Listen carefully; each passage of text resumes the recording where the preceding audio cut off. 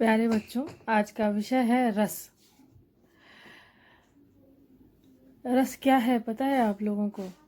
रस वह अनुभूति या आनंद है जो हमें काव्य पढ़कर, नृत्य देखकर या नाटक देखकर के आता है, उसे रस कहते हैं। रस्यते आस्वाद्यते इति रसः। जो हमें आस्वाद प्राप्त होता है, जो सुख प्राप्त होता है इन काव्य रचनाओं में, चाहे वह नाटक के रूप में हो, नृत्य नाटिका के रूप में हो, कहानी हो, कविता हो, कुछ भी हो, इनको देख करके जो मुझे सुख प्राप्त होता है, जो समाज सुख प्राप्त करता है, उसी को रस कहते हैं। अच्छा, आप कविता पढ़ेंगे, नाटक देखेंगे, कहानी पढ़ेंगे तो अलग अलग प्रकार का आपको सुख प्राप्त होगा।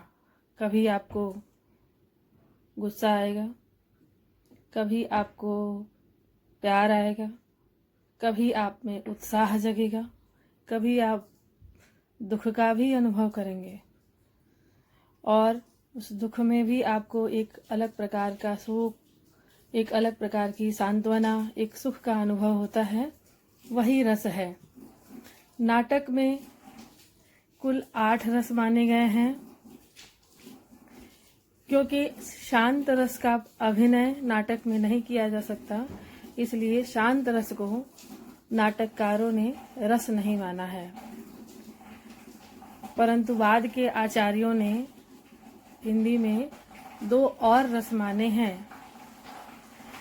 वो रस एक वात्सल्य रस है और दूसरा भक्ति रस है। हालांकि संस्कृताचार्यों ने इसका समावेश, इसको रति के अंतर्गत ही माना है और इसका समावेश रति में ही कर लिया है, पृथक से इनको स्वीकार नहीं किया है। लेकिन हिंदी में भक्ति रस और वात्सल्य रस को पृथक रस के रूप में परिगणित किया गया है।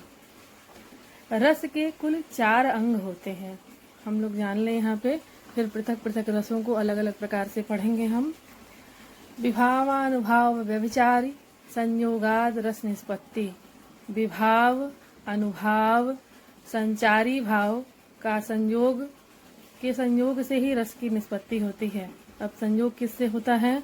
जो हम काव्य या नाटक या जो कुछ भी देखते हैं उससे जो एक सुख प्राप्त होता है, वो सुख लंबे समय तक प्राप्त होता है।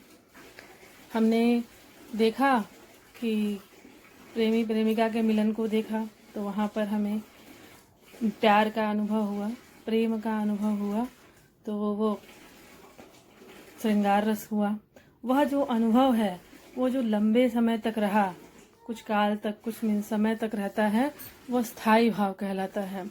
और जो हमारे ये 9 रस हैं, इन 9 रसों के अलग अलग 9 स्थायी भाव हैं, जिनको हम अब अलग से देखेंगे। बेटा, रस में आगे बढ़ने से पूर्व हम रस के अंगों के बारे में थोड़ा विस्तृत रूप से जान लेते हैं।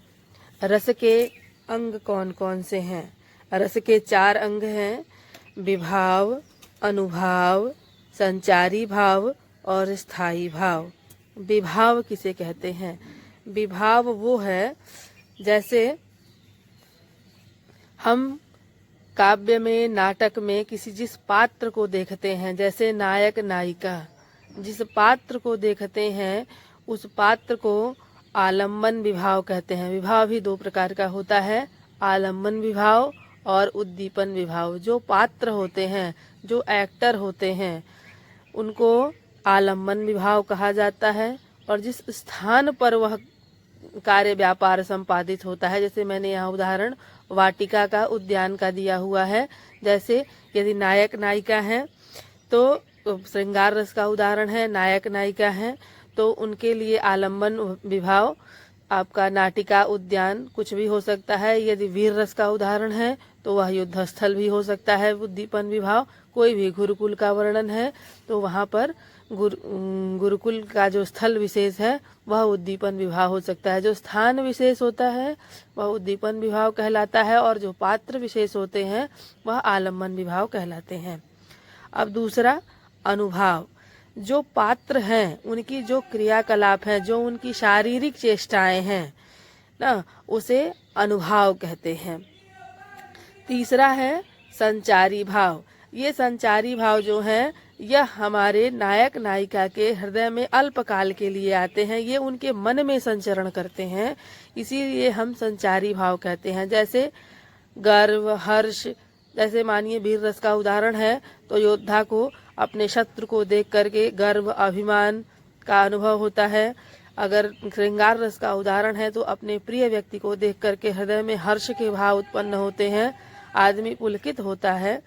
जो नायक नायिका है उसे हर्ष का अनुभव होगा, ये संचारी भाव कहलाते हैं। अब चौथा है स्थायी भाव।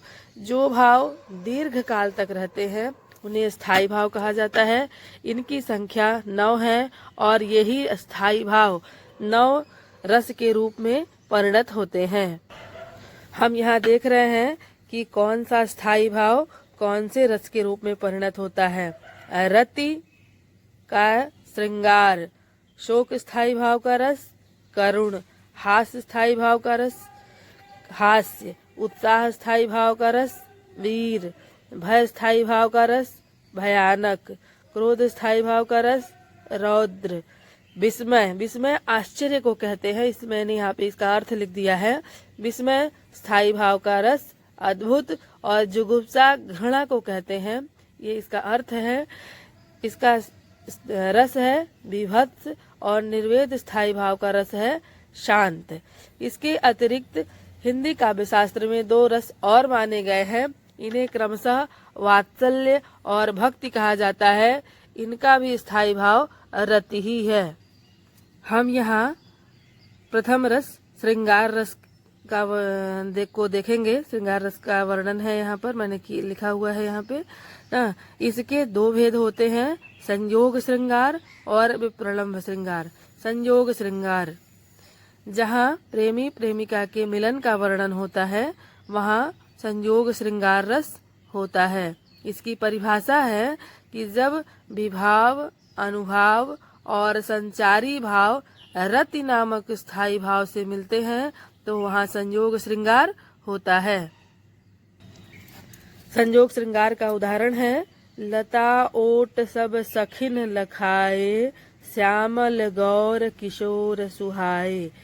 यह अशोक वाटिका में सीता जी के द्वारा श्री राम जी को देखने का वर्णन है कि उनकी सखियों ने लताओं की ओट से, आड़ से उनको दिखाया था और उन्हें वो किस प्रकार अनुभव हुआ उनके हृदय में, उसी का यहाँ पर वर्णन है। यहाँ पे ये श्रृंगार रस का उदाहरण है। यह पुष्प वाटिका में सीता जी द्वारा राम के प्रथम दर्शन का वर्णन है। यहाँ सीता और राम जो है विभाव है, पात्र हैं, इसलिए ये आलम्बन विभाव है। वह स्थल जो है वाटिका है, इसलिए वाटिका उद्दीपन विभाव है। लता की ओट से देखना क्या कार्य हुआ है, लता की ओट से, आड़ से देखने का कार्य हुआ है, यह अनुभाव है। हर्ष जो है वो संचारी भाव है और रति जो है वह स्थायी भाव है। अतः यहाँ पर संयोग श्रृंगार वर्णित है।